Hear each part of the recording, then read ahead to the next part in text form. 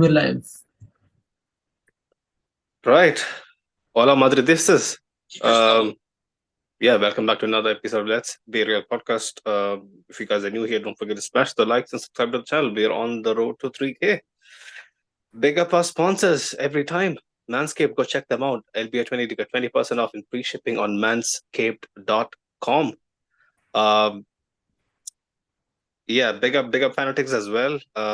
Go check them out. Probably the biggest sports apparel collection online.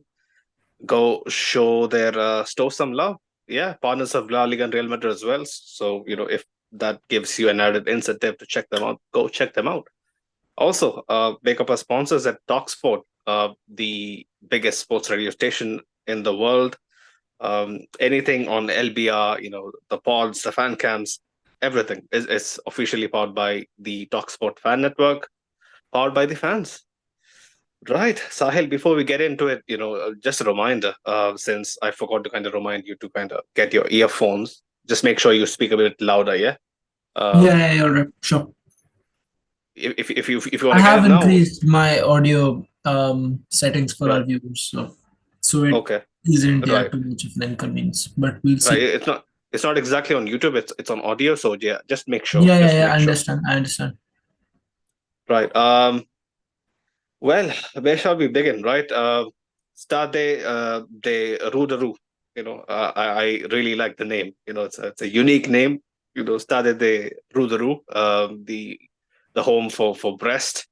It's not officially their home ground, but since their actual home ground wasn't sanctioned okay by the UEFA, they had to play here, and they were unbeaten. Believe it or not, Sahil, unbeaten at home in the Champions League. Right? Not bad for a debutant, right? In the Champions League, Brest has held their own. And remember, Sahil, like 3-4 match days ago, especially after the loss to Liverpool, and the likes Milan and whatnot, we were looking at the last game away to Brest as a possible banana skin Yeah, in the waiting. All these weeks later, as we kind of cruise to kind of an expected finish, we were kind of hoping that luck would favor us and we would get into the top 8, but we knew that was going to be incredibly slim. What is your first takeaways, man? Brest away. They gave up they gave us a good fight for sure. yeah, yeah, for sure. I mean, Brest away a debut on the Champions League, even regardless of their form this season. I think it was always going to be a tricky fixture facing a debutant in your last game, especially if things didn't go as per plan coming into match day 8. So that was always going to be a difficult thing going away to a French team, not knowing what they had in store, and especially us having played Lille earlier in the season and having Yeah, suffered over there. yeah. So we know what French atmosphere is and French teams can be like. They can be very rigid and they can play on the counter attack quite freely.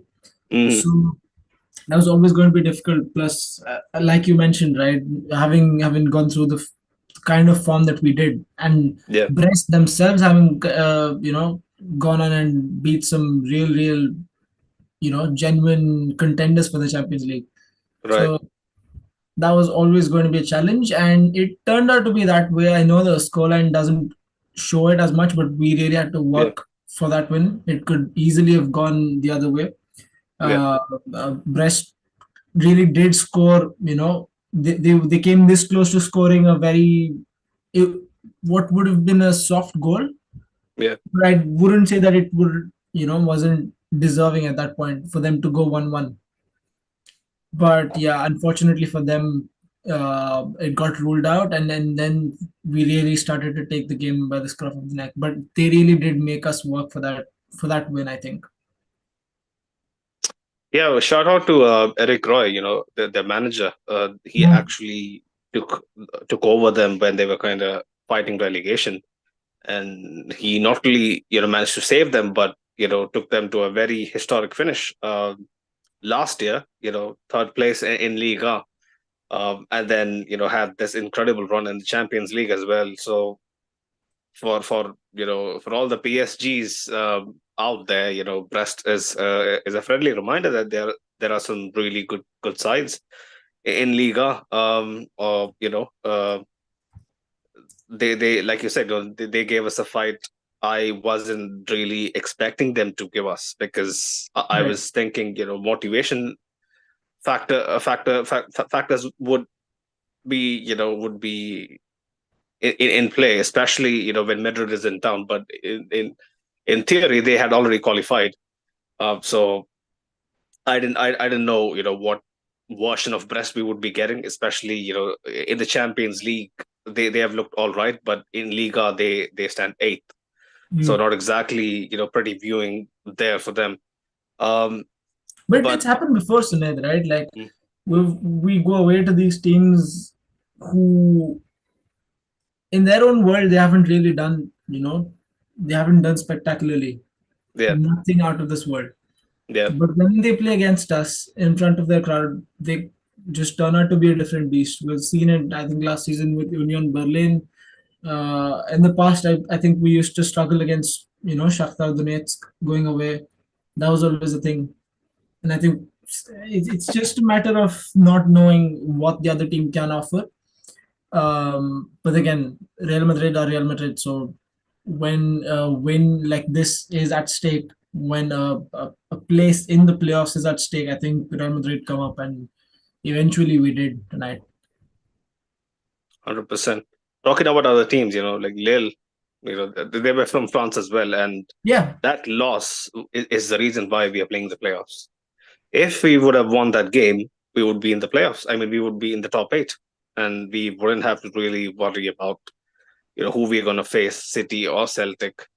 I can see the panic already in the chat. City, for all their iffy form, troubling start to their season and whatnot, them facing us is a nightmare for anyone who is who is a keen uh, follower of what City is doing in the Premier League. What they've been doing in the Premier League for the last decade or so, Hmm. um, and especially given the fact that you know if for our finishing boots to be intact against Lille, we could be completely looking at a schedule that would have favored us, because now right after Atleti, the midweek after the crucial derby, in which I do think our players are going to be completely exasperated, completely worn out.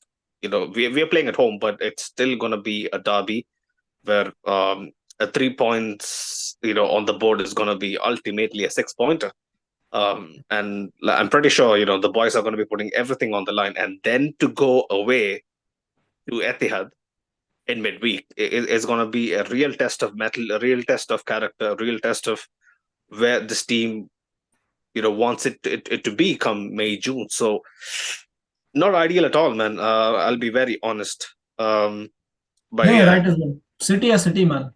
Mm, Regardless of their form, regardless of what players they have out injured, regardless of whether or not Erling Haaland is firing, you don't need him to be firing on all cylinders anymore. I think Pep Guardiola has found other solutions to City's goal scoring woes.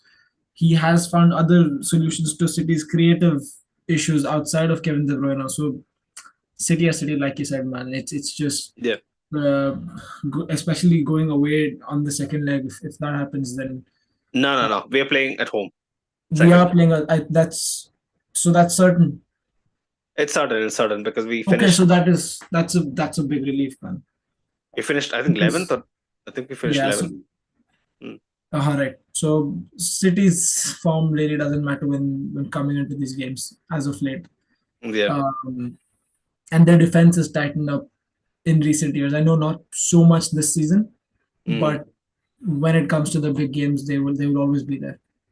I saw the goal they considered against Bruges. It wasn't an easy watch. I'll be very honest, I but know. yeah, coming into this game, like you said, will be That's the will thing. be There's a different. thing about Mm, their defense. mm, In a way, it's a lot like our own defense. It really 100%. tightens up when it comes to the big games. Mm, But you'll see them conceding these silly goals against yeah. small teams. Yeah, shout out to Kovacic as well, one of my favorite players. I was very disappointed that he didn't really get to succeed at Madrid. I was super, super hyped when he signed for us from Inter. He had a brilliant solo goal also tonight. So yeah, City. People in the group chat remember, a couple hours ago they were very excited. Oh, City is going out. City is going out at halftime. But I was pretty sure, they're gonna, claw their way back. But yeah, coming into the matter at hand for tonight, you know, we'll get into the tidbits in a second, but we have to start, Rodrigo. where it deserves to be started. At Rodrigo Sahel. What's the stats? 14 goals and assists in 11 games. 10 Yeah, goals in his last 9 games. This is Ballon d'Or form. I'll be very honest. If he keeps this up, he's gonna be in the running, minimum top five come the end of the season. But the question is if, right? The question is if. And I'll be very honest, Sahil, watching him throughout the years, I've always felt like, he got some, deserved slack. At the same time, he got some undeserved shade, where, the supporters quite often tend to forget what this man is about when, the big nights come by. He's there. He's there to seize the moment, drag his team across the line. He has done this over the course of the last, 4 or 5 seasons. yeah, But I was just thinking, if we had a proper DM, right? And if we could revert back to the 4-3-3, Rodrigo would be reaping the rewards the most. The one guy who gets shunted, right? Who gets sidelined because of our lack of a rigid, proper, structured DM is Rodrigo, because he becomes an afterthought because of guys like Germany, because of guys like Kamavinga who can't really play that role. And I do think it'll have a massive say, when it comes to where Rodrigo stands once he leaves Madrid, when people are going to look back on his tenure. yeah. I mean, his place in the team is not always something that comes down to his form. Mm, And that's, I think, beyond his control at this point because the way yeah. his image is set up in Madrid, especially, is in a sense that this guy can be slandered when things don't go well, Hmm. and right, and you don't always have to give him complete credit for what goes right, and there's Yeah. no in between to that. People don't appreciate just how you know just how effortlessly he gives it his all when he does play at his best. So tonight was one of those games, and you have to give him his flowers, man. Like, come on, man. See, only the fools forget they are. You can't. But I did ask you a question, though. Because of the Yeah, way our team is set up, he won't really get to perform the way he's doing at this you moment in can't. time. You can't possibly look. One thing is there that you Mm. can't overlook his performances, regardless of But it'll be overlooked, though, Sahil. That's does the. he fit in. That only goes up to a point. Does he fit into the system? Okay, there might be a yes or no, and then there might be debate to that. I think No he still chance. can. I He's not think he still starting can. over. He's not starting over Vinny or Mbappe, Sahil. Who are you fooling? Realistically, no. But again, would I have done No it chance. differently? Maybe because one of either Vinny or Mbappe is either always suspended or out of form as far as this season's gone, right? I Uh, know, but Vinny's and gonna. Rodrigo, to his credit, Rodrigo has seized that opportunity when he has played at left wing. So you can't Mm-hmm. take that away from him. Like he is putting up world class numbers at left wing and not so much at right wing. But again, that's a different thing.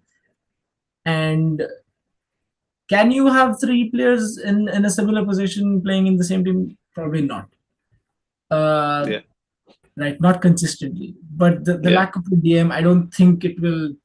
Like even if you get a DM that covers up for most of what the other attacking, most of what Jude leaves Mm-hmm. behind.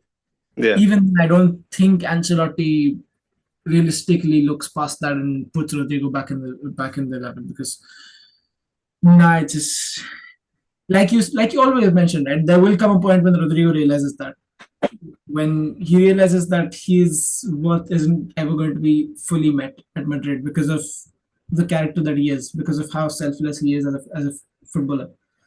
But yeah, nights like these just make you want to appreciate his game even more because when he does start on that left wing, he is lethal, man.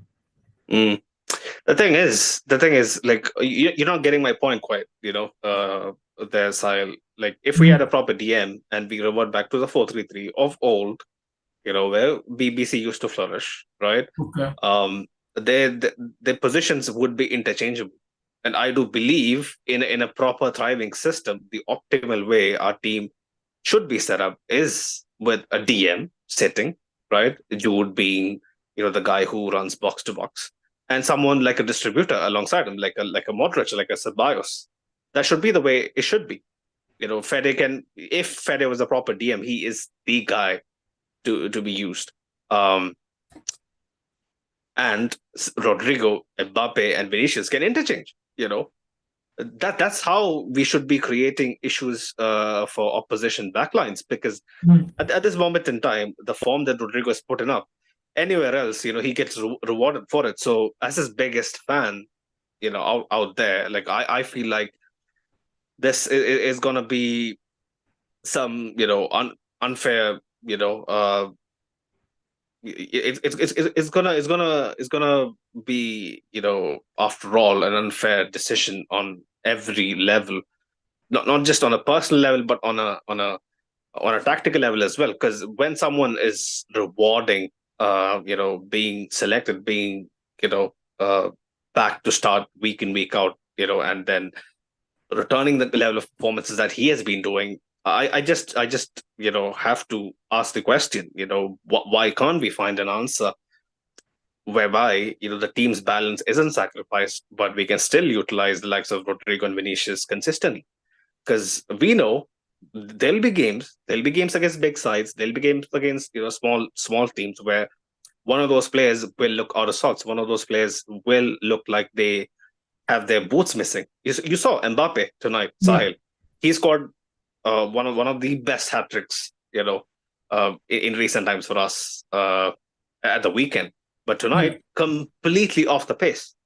If we don't even need to look at Mbappe's overall standard throughout his career to judge tonight's performance. We just need to hold him to the standard he put up against bottom side Valladolid. He should have had at least a brace tonight. But there you go. That's what happens. You have off days.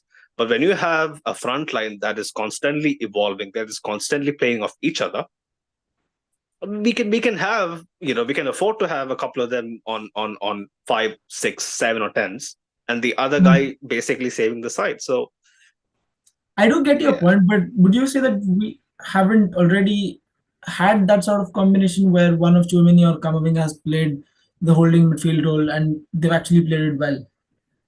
Not just this season, but also last season. I mean, last I know season they was have. Cruz, so there was a different equation. But even just this season, there have been games where one holding midfielder has done particularly well, creating that balance that you spoke about, We winning saw over that in the the same Supercopa side. semi-final against Mallorca, but it's Yeah. against Mallorca. We should do that against the top sides. That's where the question, Yes, lies, whether we and can fair enough. replicate. You Fair know, enough. I just think it doesn't change enough for Rodrigo as a player.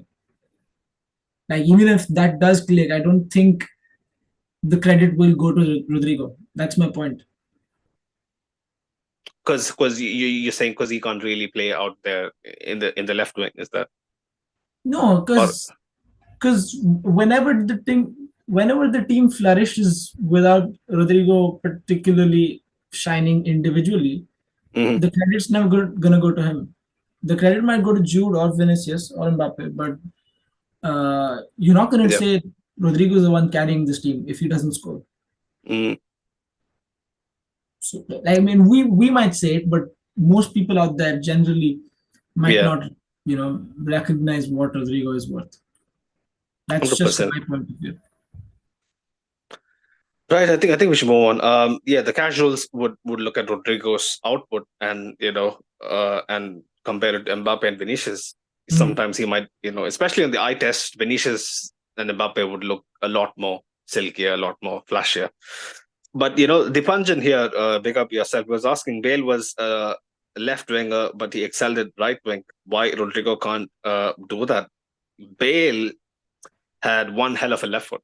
I'll be very honest, and cutting in from the left, it's game over. If Bale cuts in from the left, it's game over. So Rodrigo has to really go against his instincts, when playing out wide, because his left foot is basically used to, cut back.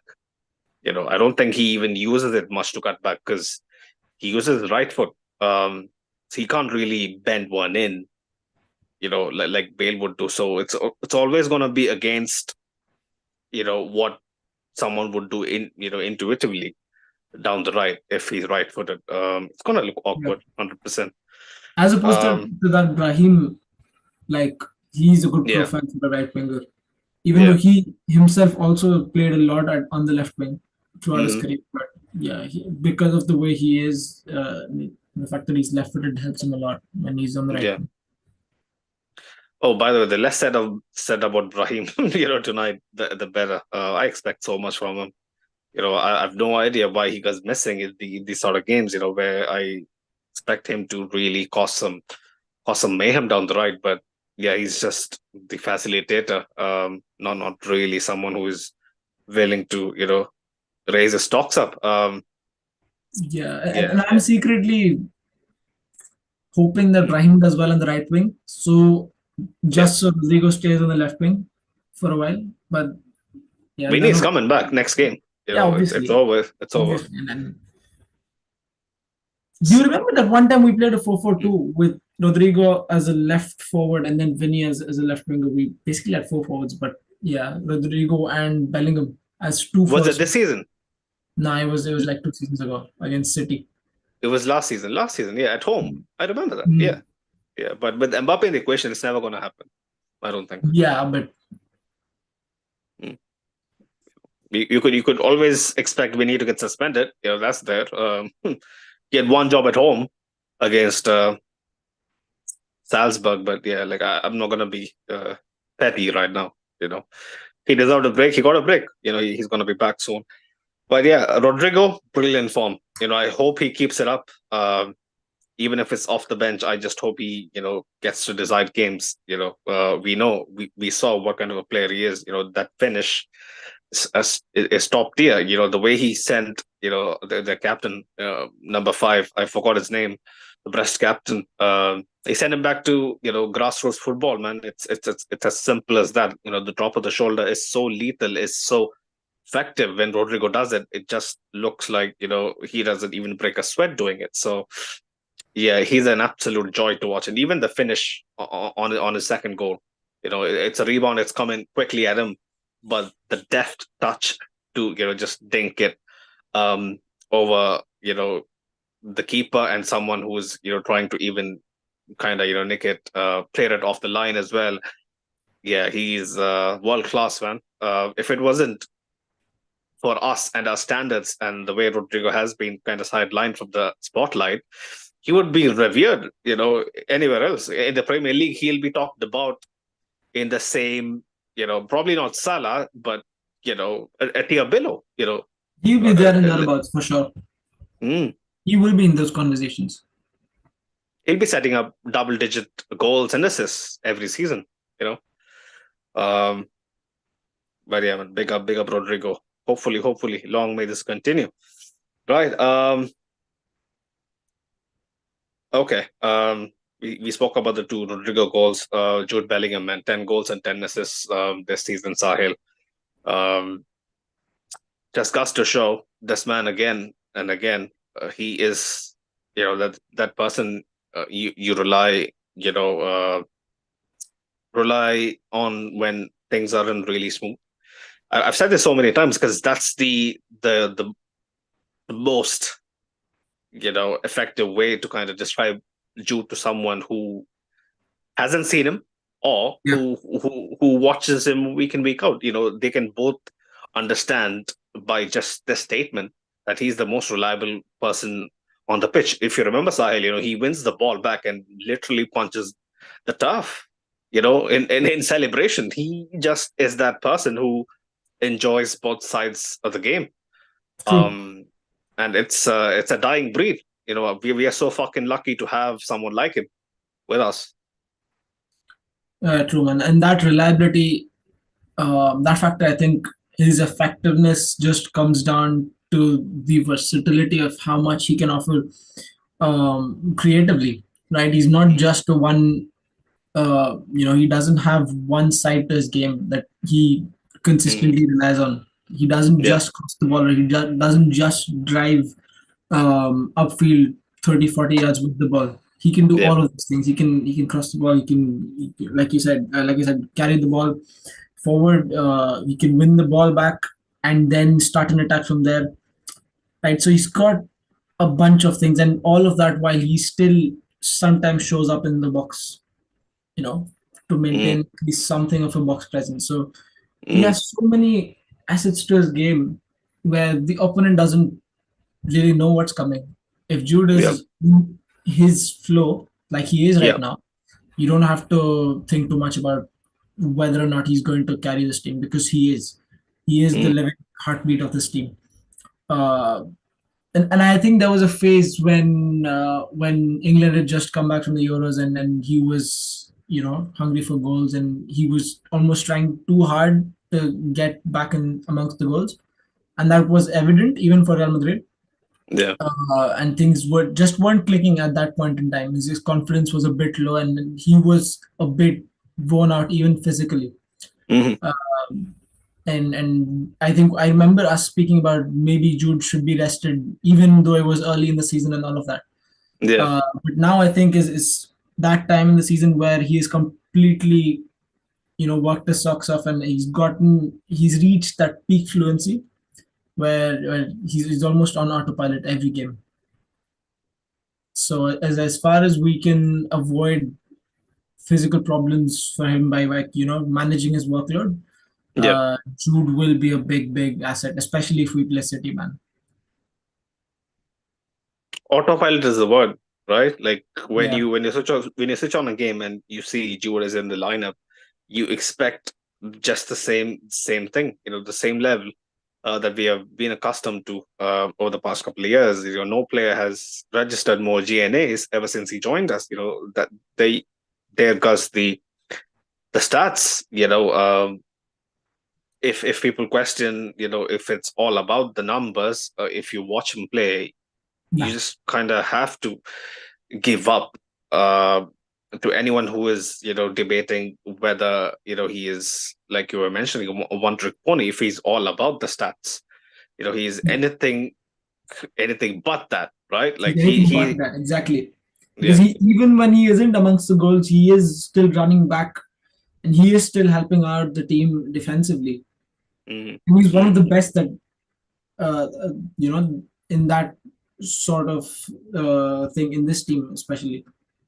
He's yeah. probably the best midfielder, the best creative midfielder who can still run back and win you possession, apart from Valverde. So I don't think there's really a question to that. If you watch football with two eyes open, um, then it's pretty obvious to me that Jude Bellingham is he has multiple facets to his game, and Yeah. you cannot question that.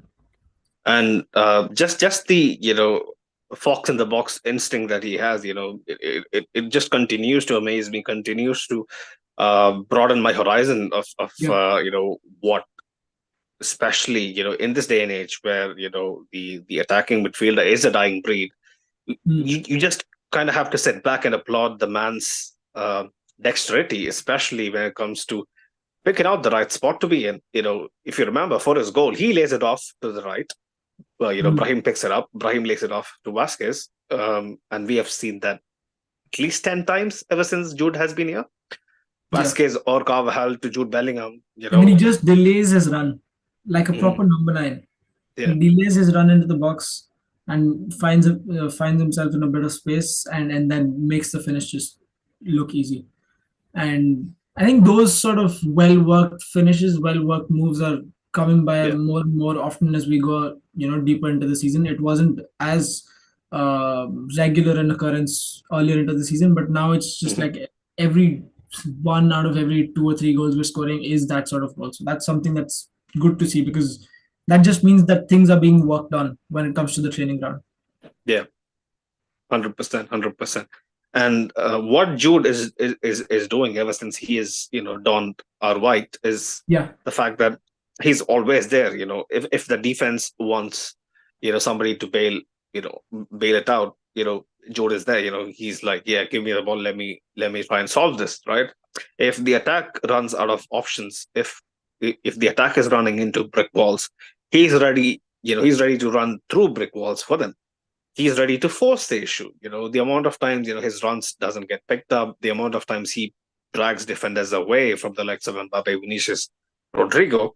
This season alone just goes to show, without this man, I really would struggle to see, what our team's, overall outlook would be like. So, um, yeah, man. Jude Bellingham, like you said, against City, he's going to be a massive, massive asset to have, especially if it comes down to controlling the likes of Haaland, getting on the ball. So Yeah, yeah, and you man. mentioned having a proper DM in the side would make for balance. I think Mm, it helps nobody more than Jude Bellingham for us to yeah. have a proper DM, because then it allows Jude to actually focus on being in the final third a lot more, like he Mm, was last season. And then you'll see yeah. the numbers skyrocket, Yeah. right? Yeah. Because Jude is Jude, man. But then again, it'll be like Mbappe and Jude kind of getting in each other's way. Like we have seen that a couple of times, already this season. It's gonna be funny, you know. Yeah, and Mbappe's as gonna be long as surprised. at least one of every three or four attacks comes off fine, I'm okay with that. Yeah. Because Yeah. Yeah. eventually they're going to build an understanding like Mbappe and Vinicius did, right? Earlier in Mm, the season, they were getting in each other's way. yeah. But as the season has progressed, we've seen that happen a lot less. We've seen Mbappe develop a better understanding of what his role is as a number Mm, nine. So mm, that will just mold itself in. I don't think Ancelotti has got to worry about that. It just will need some time. But yeah, like I said, a player like Rodrigo, a player like Jude, with the help of a proper DM in our team, would go a long way. 100%, 100%. Let me get to a few of the comments. The pick up Mr. Yeah, for sure. Fortress, he was mentioning, why am I being punished for winning? Would have been better off losing or drawing today. Idiotic format. Yeah.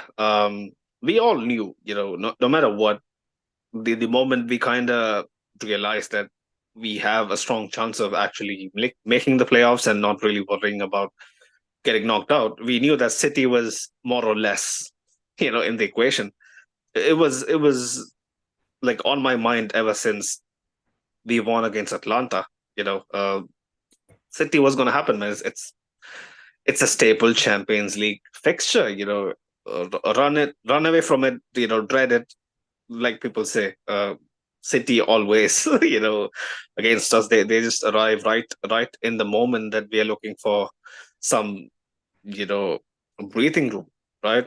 Like even if you remember last year, what was it? The quarterfinals, right? Like even for us, I still remember, we had a very shaky second leg against Leipzig. We kind of had to crawl across into the last eight, and then City waited for us there. So it's gonna be more or less like that, man.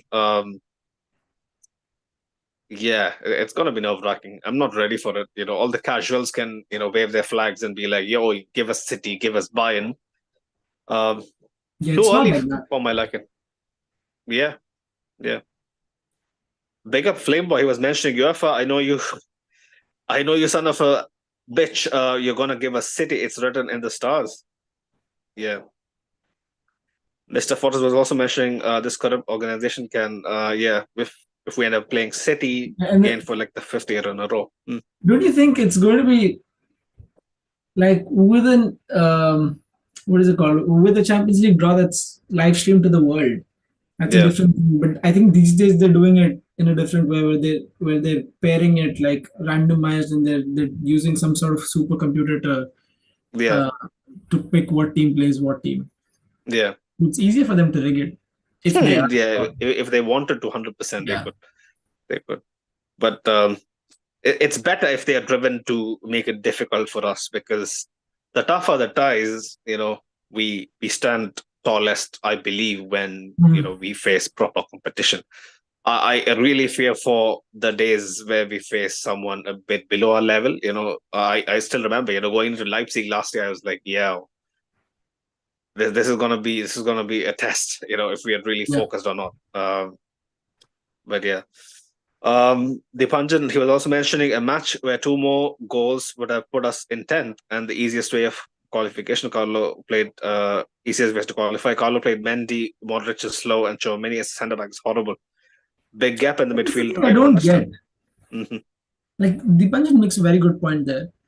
I get Modric because you're preserving him essentially for the Champions League games, and you're keeping him out of the La Liga, setup mostly, just so he can Hmm. start and play 90 minutes on Champions League night.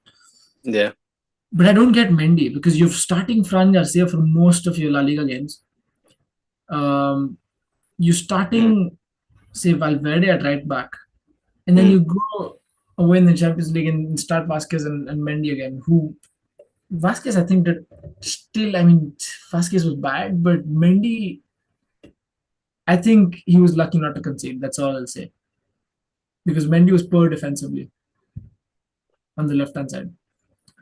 So I don't get some of his selection Mm. still, even while we're winning. But yeah, He's going to trust Mendy for the Champions League, man. You have to I get brace that. I yourself for get that. that.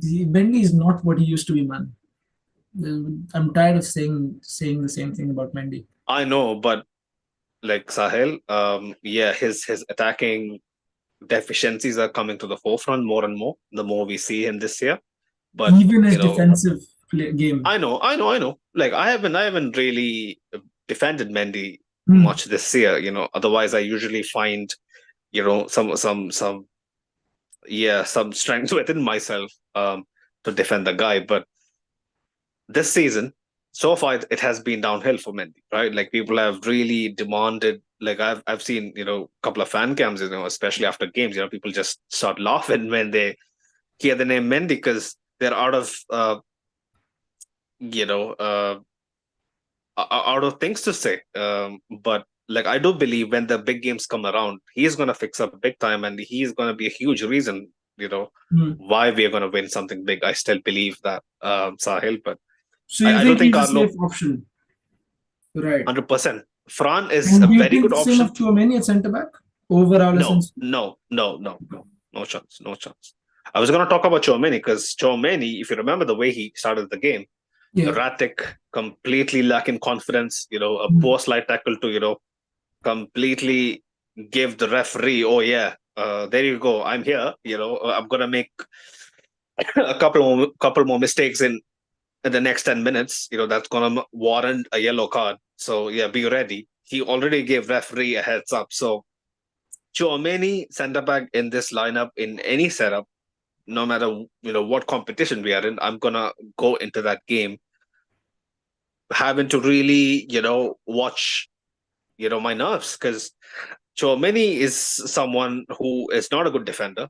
One, two, he has to basically be in tandem with someone who is not a defender. That is Vasquez. So True. basically, two guys who are mediocre Not at best defenders, at defending. pretending to be defenders. That's the thing. That's the thing. And Chouameni is someone, like I've watched football for so long, right? And I've seen a lot of DMs or pseudo DMs, being shoehorned into defensive positions. And I used to be Hmm. very, very um, vocal in saying this. Casemiro used to play centre back. It never used to look pretty. It never used to look like he was a guy who could, help ball progression, or all Yeah, that exactly. nuanced stuff. For a game or two, it's fine, but then the cracks start to appear when you do it for a long period of time, which they are for Tchouaméni. Casemiro, he couldn't progress the ball, but he was very solid defensively. Like True that. when He was good in someone the is air. when someone is stepping in to do a job, if he is keeping the ball out of the net, that is a good day and we move on, right? But when Chouameni is a guy who really, like, I'll tell you, Sahil, it's the most basic thing you can you can point at him, that he needs to patch up very quickly when he's facing a cross. Mm. Okay, he is basically supposed to be in front of the guy he's trying to mark, no matter what situation it is. No matter if it's Erling Haaland, no matter if it is, um, I don't know, the most shittiest striker out there. I can't name one. Think of one, right? Like the most average striker. You must have uh, the nous, or the street smart, you know, uh, thinking, especially before the move happens, to get in front of and completely thought that move. What Chouameni is trying to do is basically be like, oh yeah, like I've got to defend this. So what I'm going to concentrate is on basically trying to guess what the trajectory of the ball is going to be and hope that my leap and my height is going to bail me out and my timing is going to bail me out. More often than not, what I've seen Chouameni do this season is basically hope and pray. There is no method to the way Chouameni is um, trying to cope with danger. That is a major flaw in his game. Whether it be in midfield, whether it be in central defense. In central defense, the thing is there is no more line behind, no more lines To behind you. protect him, yes. Yeah. So, like, I have no idea why Carlo is gonna be siding with Chouameni in this regard. Like, only way I could think about reasoning with Carlo is the fact that Chouameni is someone who is very adept in facing the likes of Brest. He has tremendous experience in Liga. If that was in the equation, I'm not sure. But surely, Asensio should have been the guy who should be starting. Yeah, I agree with that. There's nothing there to add because Asensio he's just overall shown more practical awareness and sensible, like I said, game presence at centre back than Chouameni has done over the course of the season, and he's played a lot at centre back now. It's not Yeah. even it's not even a case of there being not enough sample size. Mm. Yeah. Um, Yeah. Asensio, I think his performances just speak for himself. His confidence is on a good level, I would say, enough at least for him to start against City. And he would have my vote, but I don't think Ancelotti quite sees it the same way. Mm. We So know Carlo, right? He's gonna opt for seniority. He's gonna opt for experience. But this is the yeah, thing, which is right? not Mm. necessarily the safe option, right? And I know we agree on that. We do agree. I'm not sure, man. I'm not sure.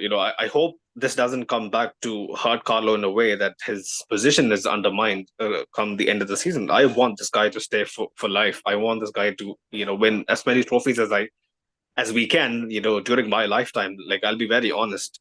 We Yes. can, opt for all the flashiest coaches out there and, provide for it to be the most devastating attack in world football. Like, people have such fickle minds. They just think buy someone who is super tactically adept and give him the tools. We are going to suddenly overnight turn into 2011 Madrid, where we counter attack every 2 minutes. But yeah, I'm not so sure about that. But um, the Chouameni Asensio debate is going to go on and on. Come Yeah. the big games, it's going to be Chouameni dropped, and we're going to see glimpses or phases in our game where the opposition, not just the opposition team, but the opposition fans get behind Chouameni. They feed off what Chouameni is doing on the pitch. If you remember, Sahil, Brest had like a 2 3 minute 4 minute uh 4 minute section where in the game in the first half where they had olays for days. Mm. I do think it's caused by stuff like what Chouameni does on the pitch. Being so unsure. Being super nervous about whether he would like to clear the ball or um, basically, have that composure. That also leads to, Rudiger picking up a yellow card as well. So, yeah, this is not a witch hunt against Chouameni, but we have talked about this to death, right, Sahil? Chouameni at centre back. Absolutely. It's a foregone conclusion what the people's verdict are regarding, where he stands. But Dennis the Great was asking if we get City again, Sunil, are you going to get Big Steve for a preview? Who was that? Dennis. Oh yeah, big up Dennis, man. Yeah, 100%. Steve is always going to be part of a preview if you're playing City, but yeah, like I have no idea. I have no idea how to approach City because usually I could play the underdog card and get away with it, right? Because City used to be good. City used to be, the team to beat. But now, like they're kind of in sort of a mini slump. Like I'm not so sure what black magic cards I can really use. But yeah, I'm gonna try and play the we are not gonna take City lightly card. That's the only way I can think of. But yeah, man, big up Steve, 100%, and big up Dennis as well. Yeah, a couple more comments before we quickly move on. Right, the Panja was mentioning. Flameboy was mentioning. So after the group stage matches, which the defeats hurt the most? Which of the defeats hurt the most? For me, it has to be the Milan one. If we would have won, we would have been easily in the top 8. Milan at home is an absolute disgrace. I'm not going to lie, but at Lille, we gave away silly pen. Kamavinga's handball. Unlucky at the same time. Kamavinga has been really iffy this season. When I look at it, Lille for me was the one that I felt like kind of forced our hand to play the playoffs. I'm not so sure about you, Sahil, which was the Champions League loss that stung. I agree as well. Because Milan, we were always in a difficult spot that particular week. It was always going to be hectic for us. With the Classico and whatnot. With the Classico, yeah. And then before that, it was Dortmund, and it was always going to be a difficult time in the season. But Lille, I did not see coming. Yeah. So that definitely opened our eyes up to small French teams. And Lille was the last team to qualify in the top 8. They were 8th placed. Talk about a fate being decided so early, right? We could have been in their position, right? The Punjab was also mentioning if Modric starts against City, we are doomed. I don't think Carlo is going to start Modric, man. Luka starting these games because it's against Brest. Like I said in the group chat, I don't know if you remember, Sahil, Brest is not a big game. The stakes are high, but it's not a big game. Modric was, gonna start anyway. He had an assist. Then you'd start Ceballos, right? Against City. My ideal midfield would be Jude Bellingham, of course. Fede and Ceballos. Yeah. But I'm not sure if Fede and Ceballos would be Carlos' pick, He's gonna go either Chouameni or Kamavinga. One of Chouameni or Kamavinga. Which also makes sense. I know, in a way, but I don't know. With the kind of form those two have been in, and with how many holes, and inconsistencies show up in both of their games in defensive midfield. It's difficult to see it working out. Yeah. And the amount of times City is caught sleeping this season in transition, I would want someone like Ceballos to basically dictate the game, But yeah. Right. Deepaj was asking, if Modric starts, against City, we're doomed. Quickly, Sahil, thoughts on Modric? Standing ovation from both set of fans. Had an assist for the first Rodrigo goal as well. Was caught in possession a couple of times, but I do think overall a decent night out. You can't really judge Modric on game like this, but decent performance. It's for him. It's just about getting more minutes under his belt, also getting enough continuity, but also not overplaying him to an extent that he's worked out of his mind, right? So I think as far as that goes, he's Ancelotti is managing him well at the moment, and Yeah. I know he gets caught out of position a few times, Hmm. but that's always going to happen at his age, and that's why you can afford to start him in a game like this. But like I think Mr. Fortress suggests, that cannot happen against City. Which comment? Someone suggested that Noe Modric is starting against City. Right? Oh yeah, Yeah, it that's wasn't it wasn't it was, I think it was it Flame Boy, or was it, I can't, it was the yeah. Pungent, it was the Pungent. So yeah, that. But yeah, listen to But this, yeah, Sahil, he's always going to get a standing ovation wherever he goes. That kind of respect and adoration for his career is always going to, come Mhm. around in what is probably his last year at the top level. Sahil, I don't think so. So, I bite mean, your we tongue. said this last year and the year before that. So That's what I'm thinking. There's definitely at this rate a year more. Because he's gonna be hungry, man. Come on, Modric is gonna be hungry. Just hope it he's depends still on how the season ends. That's the there. thing. We win a Champions League with him starting is never gonna happen. So he's never gonna get the sent off that Cruz got, Sahil. So I think Yeah, it's but gonna keep we him win a hungry. Champions League with him in the team. It's still a pretty big deal for him to make it six. I don't know. I don't Yeah, know. I just want Luka it's to stay. far away. Yeah, I'm being it's a long way selfish. away. He can retire to the Balkans even at 50. I just want the man to stay. But yeah, big up Modric, man. Apparently Ancelotti, he was mentioning in the press conference, we don't like playing against City. At least he was being honest. There's no PR stuff coming out. Refreshing right there. Dipanjo was asking, I know that, but I want to say we should not sell Rodrigo. He is just too valuable to sell. I think he was going on about the conversation we had, whether, the left wing, right wing situation is something for Rodrigo to think about come the end of the season. Right. Like Marcus, he was mentioning Pep's Man City would destroy us again. If we have to learn from our mistakes and not put ourselves into these kind of mistakes again next season. Yeah, we can't really talk about next season yet, because the season has to still find its true standing and really look at where Carlo is at come June. But yeah, Mr. Photos was asking, is there anything actually stopping teams from checking the scoreline in other games and scoring 3 own goals in 2 minutes to get a draw or a loss? If that isn't already a rule, UEFA should really look into stopping self-sabotage. It's not a witch hunt, right? Yeah, you can't do stuff like that and get away in modern football. I don't think so. Just a fortress, because yeah, they take these kind of things very seriously. I do remember when Ramos got a yellow card on Oh purpose. yes, Mourinho. Yeah, there was a sanction.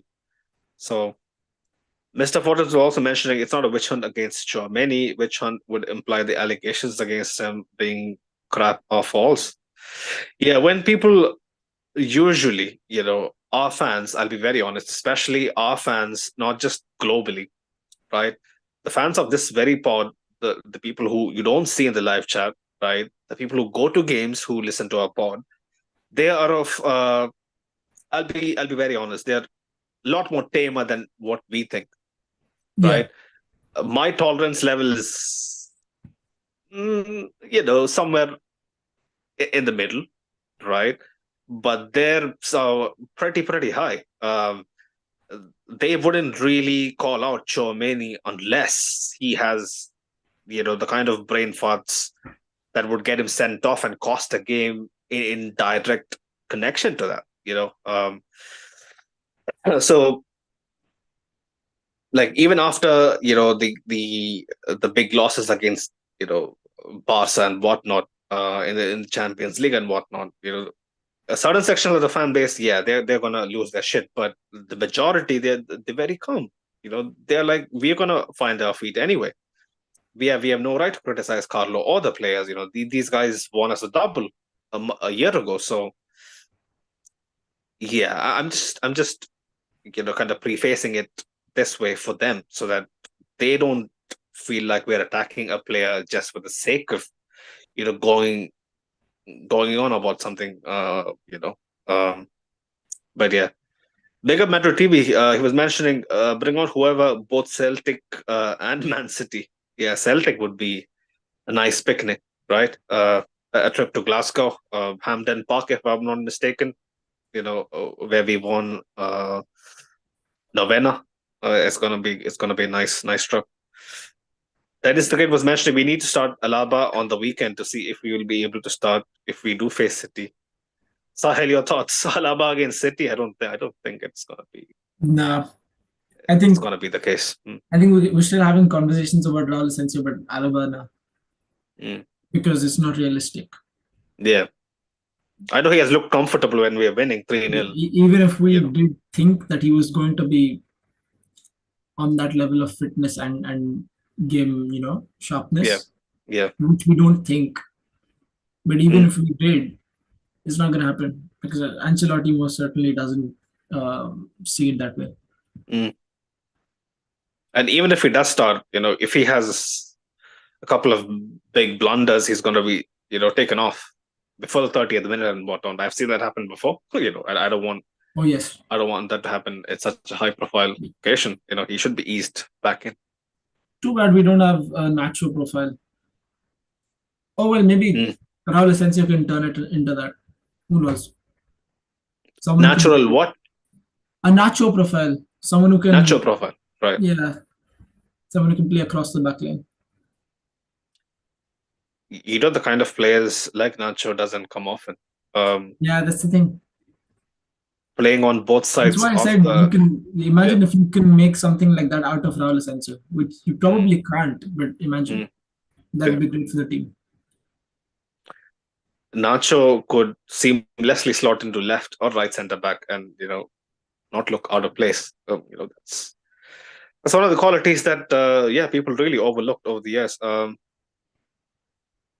But yeah, Mr. Fortress was mentioning maybe this is nostalgia factor, but I remember we used to be a lot more proactive with replacements for old players.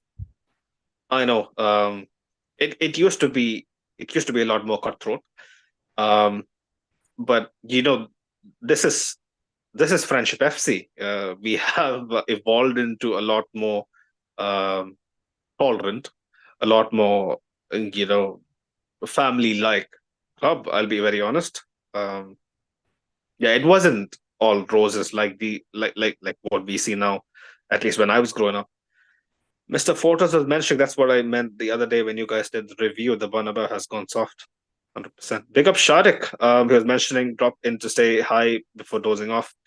We're going to cook in the latter half of this competition, undoubtedly. A la Madrid. Big up yourself, Sharik. Right. Mr. Fortress was also mentioning I was one of those fans in the stadium during the Del Bosque era. Chomini would have dragged out of the stadium and tossed onto the streets by the fans. Yeah. That's a very harsh right, very, very harsh indictment. Like Ashik was mentioning, we juggled and won. Nice. Now we get Bayern Munich next round. Sahil, are you ready, man? Let's make it through to that round first. No, but it seems like the brackets are going to be super, super harsh. For us, it's going to be what Bayern or I don't know. I remember sometimes it being mentioned that Liverpool is in the equation, Barca was in the equation. But I'm much more comfortable playing a big side, a seasoned Champions League veteran side. Like, right. We would definitely look out of place playing Champions League quarterfinal against a mid-table team or something like that. A team that clearly doesn't want to be there. They're just delighted to be there. Anything can happen in that game. I'm not saying that. When you said that, Sahil, who popped into my head first? Good evening. Unai Emery's Aston Villa. Exactly. Somebody like that. That looks like somebody like that.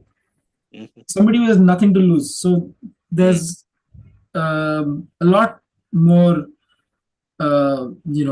undecided in those games. Like you don't know what's coming at you. I'm me personally, I'm more confident going into games against big teams. Mm. Well, the most difficult bit, at least for me, when I think about it, from a very selfish perspective, that is having less things to worry about, especially in the second leg, is the fact that we're going to be playing away. Right. To most of these sides that qualified in the top eight, we are going to be playing away in the second leg. And that really, especially if it's Barcelona or Liverpool, my goodness, away at Anfield in the second leg, I've no idea what our team is going to look like, going into that fixture, unless we build a very healthy lead in the first leg. So, like, I'll be very honest. Like, if I ask you, Sahil, like, I know you would definitely pick the home leg, as the second leg, right? Yeah. The home game as the second leg. But are you one of those fans like me who really hate the thought of playing away when it comes to the decisive leg? I do, and going back to like um 2021 where we Mm. played Chelsea in the second leg. I think that particularly, and then 2 seasons after that where we lost to City away. Those two are the ones that stand out in my mind as the two the two Champions League defeats that defined our. Yeah. Chelsea second leg was at home, no? It was at the Stefano, I where think it was Mount away. scored. Mount Yeah, I scored. think it was away. It was at the It was away. Stefano. Yeah. No, no, no. It It was was away. at the It was at Stamford Bridge. 100%. I think so. Yeah. I do strongly believe Ashik remind this. Someone in the First chat leg, remind this. Di Stefano Werner scored, and then second leg it was Mount and somebody. Yeah. I do Ramos's believe the last, second leg because I against do Chelsea remember was. Ramos's last Champions League game for us was at the Stamford Bridge. So yeah, and That yeah, was the Ashik does first make leg. a point That where was we the have first leg. been okay. So maybe it was, Because but he missed the yeah. second leg. Ramos missed the second leg. Oh, so The it was suspension. okay. Okay, so that's how his last game was at Stamford Bridge. Okay, so that makes Mm, sense. But yeah, the City defeat mm. that was atrocious. The But yeah, Varane blunder. Yeah. Yeah. yeah. But yeah, we've always done terribly going away. That Mm. doesn't. I don't mean to say that we can't then also Oh. win the first leg by a good margin and then battle out for a draw away in the second leg. That's not Mm, impossible, but it's definitely more challenging than mm, having the mental advantage of psychologically mm. going into the second leg at home at the Bernabeu. And Ashik makes a Yeah. good point about us being atrocious against big teams this season, which is true. But historically, Yeah. even in seasons where we've struggled against Barca, and even in seasons where we haven't won our derbies and our Liverpools and whatever, when the Yeah. Champions League knockouts come around, regardless of what team it is, Mm, uh, we are a different monster. So I think that's a change. mm. But Sharik has a question. How do you guys feel about Fran being snubbed every now and then? I mean, a random lockdown era. Footy fan wouldn't even pick Mendy in the starting 11, but Carlos still does. Yeah, I was questioning the same, Sharik.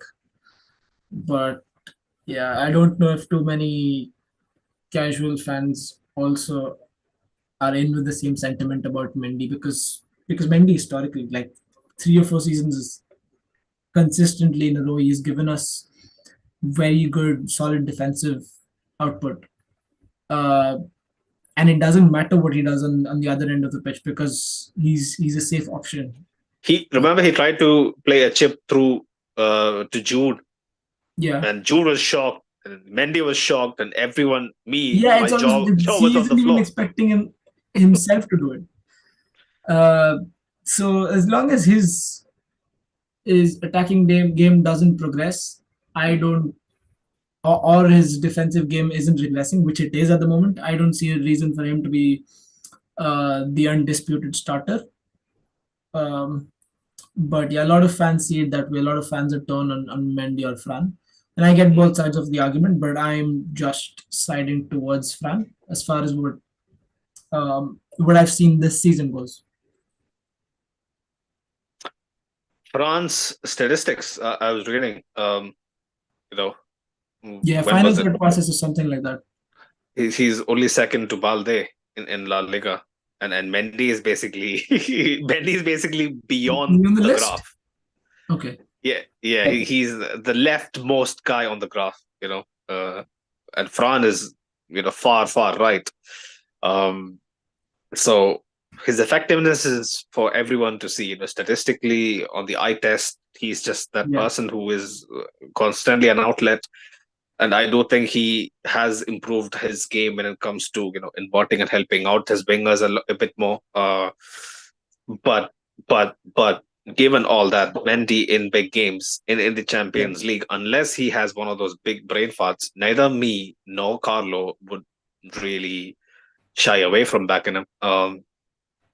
So yeah, I don't think Mendy will come up big, man. And regardless of who starts, Mendy or Fran, I think either way they're going to get run through by Bernardo Silva. You just need extra protection on that left side. You need Ceballos starting there Yeah. to restrict somebody cutting in. Hmm. But yeah, it's always going to be a struggle against Bernardo or And whoever's and starting there for City now, or Savinho. and also, Ceballos is someone who is not really a defense first midfielder. Like He is wasn't. willing to put in a shift, but he doesn't have the defensive IQ that the position would require of him. I don't think so, but But neither did Cruz, and he often was he mm, often operated as a default second left back sort of. Every time the actual left back was out of possession, he always Kroos started. is Kroos Yeah, is a unicorn, Sahil. yes. You know, I know, positionally, exactly. But positionally, he could set himself up in a way I do where think he could. Ceballos can do that. Yeah, yeah. Right.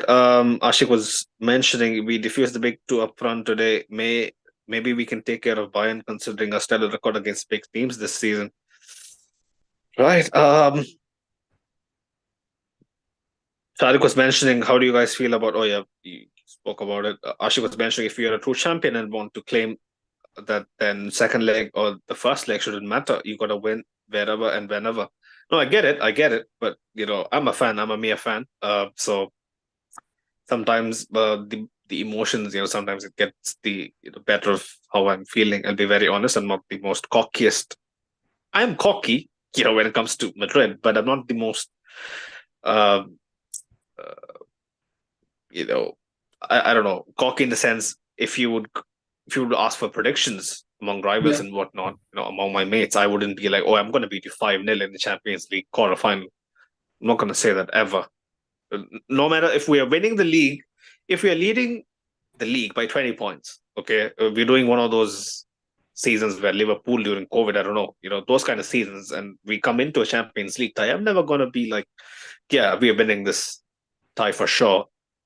I've yeah. had my fair share of heartbreaks, especially Mm. with our team, to realize that we have to be a bit more level-headed.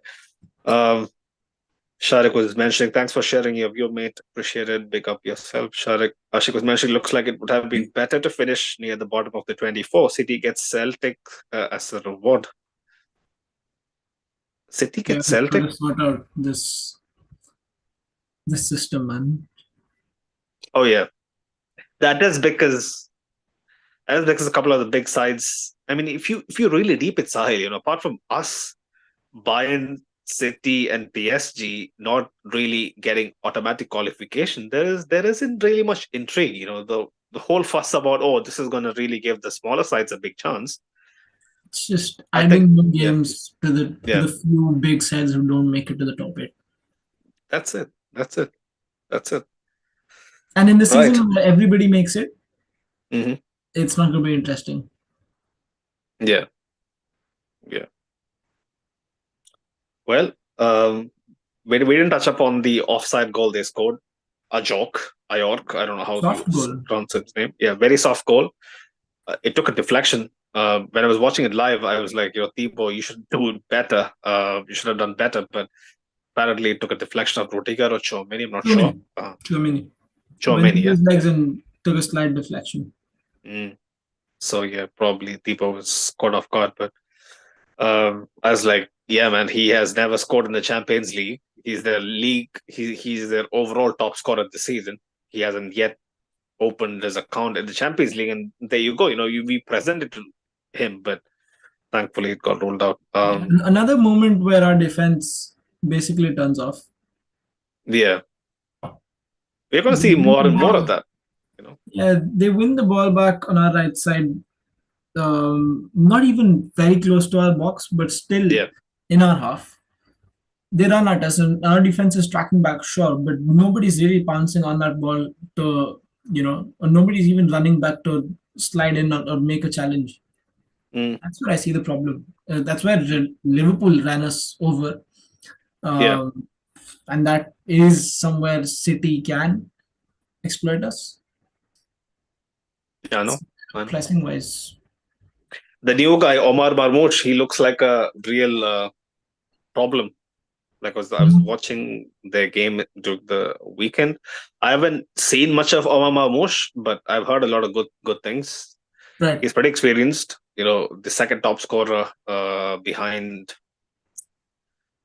who was it? Behind one of the big guys in Bundesliga, behind Harry Kane. How can I forget Harry Kane? Behind Harry Kane in the Bundesliga. He's not really a striker, but he has a lot of goals in him. I Very see. proactive.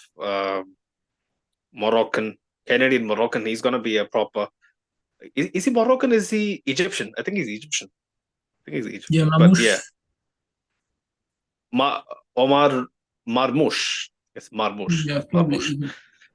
So yeah, it's gonna be a problem. They're gonna cause a few headaches for us, especially. So City have Egyptian. strengthened in the winter transfer market. So yeah, right. Sharik was mentioning, it's gonna be Atleti or Leverkusen.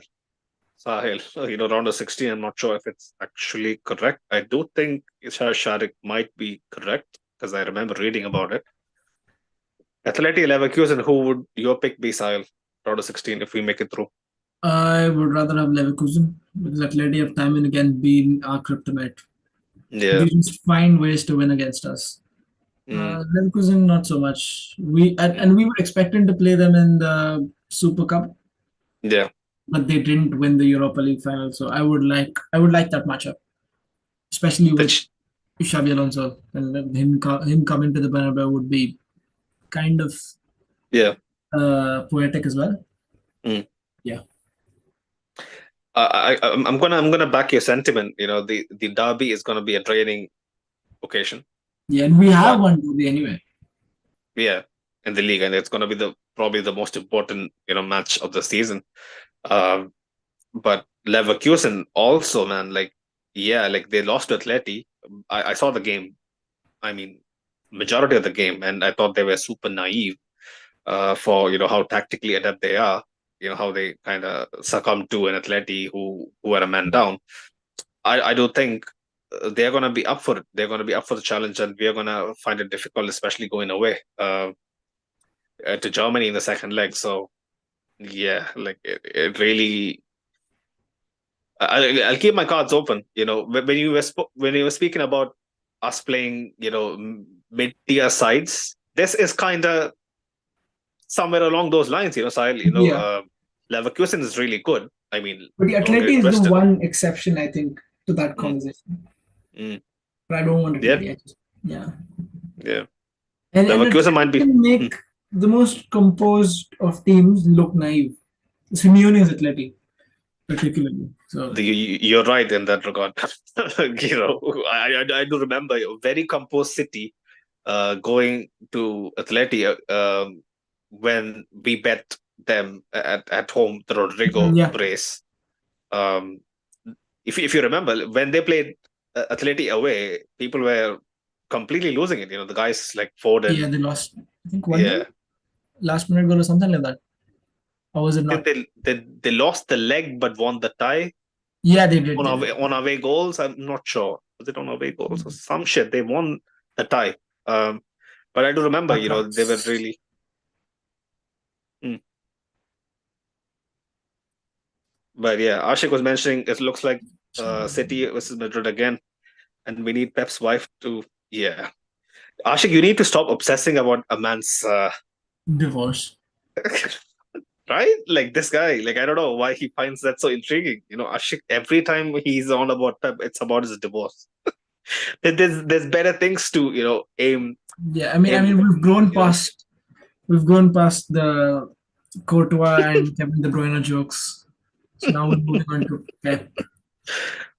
I guess he finds it really funny that right after winning the Premier League 4 times back to back, his wife decides to pack her bags and leave.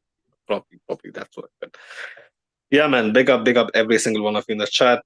Big up our sponsors as always. Go check out Manscaped, LBI 20 to get 20% off and free shipping. Go check out Fanatics. Link is in the description below. Go show some love to Talksport and their socials. Um, yeah, look out for the Espanol preview. Hopefully Thursday or Friday. Jacob and Farouk will be back as per usual. Big up our audio listeners as always for your constant support and love over the years, for constantly sending us negative, positive feedback, for being a backbone. The warmest hugs for all of you guys. Also, um, our OG partners, Real Madrid Committee, go check them out. The Instagram basically is in the link below. Right, keep your eyes peeled for some content you know from our home at the Bernabeu as well, leading up to the El Derby and the Leganes tie midweek. Next week, Leganes coming off of the back of beating Atleti, already bet Barca away at the Montjuic as well. It's going to be a tricky tie. Leganes is going to be a test of yet again, our credentials this season, title credentials. The T word. I'm going to call it the T word. I'm not going to even mention the word, the T word, right, Sahil? It's gonna be a proper test next week. But yeah, any last words, Sahil, if you have any? Yeah, for sure. We needed two victories in the Champions League. We got them, convincing victories, I think. And now we go into the playoffs, which is a byproduct of the new system. Mhm. Not something we're most familiar with, but we play either City or Celtic, as it turns out. And I mean, either of those games is going to be difficult, but we obviously know which one we would rather not have. But if it does come to City, then come what may, and hopefully we'll go there and beat them again, regardless of where we are playing them. Yeah, it's a good time for it's a good time in this season for the Champions League documentary from last season to come out as well. I Oh think they yeah, yeah, yeah. announced that just this week, so I am excited for that. Yes, as always, keep your eyes out on more content from Let's Be Hundred Real. percent, 100%. Sahil, I would like to kind of remind you. It's funny. The last time we had a documentary coming out around this time in the Champions League, maybe Mhm. it wasn't around this time. Maybe it was a month late. It was a Right. 21-22 documentary. Remember? And we kind of went into City not Yeah, long after, and remember what happened at the Etihad, right? So I just yeah. hope the players, and the fans Now don't that you get too mention it. carried away. You remember that, right? You remember? I do, now that you mention it, yeah. But it Yeah. wasn't So that good of a documentary to remember, and this one feels like a better one. So I so would that's hope gonna that. get them even more, airheaded. I don't I think they're just going to don't want. watch it. Us as fans are going to get pumped up. I mean, their girlfriends are gonna watch it, and they're gonna be telling them, "Oh yeah, look what you did last season. Oh, you're so good." Come on, man. I just hope Let's they not have speculate. realists around them. What was that Let's not side? speculate. Yeah, let's not speculate. Right. I'm just being, very honest in my Yeah, fair enough. thoughts. But yeah, maybe I shouldn't watch it. Maybe me watching it is the jinx. I just want my team to win the double, man. Let's hope, inshallah, we are there. But yeah, man, big up every single one of you again. Until next time, people. Hala Madrid. Hala Madrid, guys.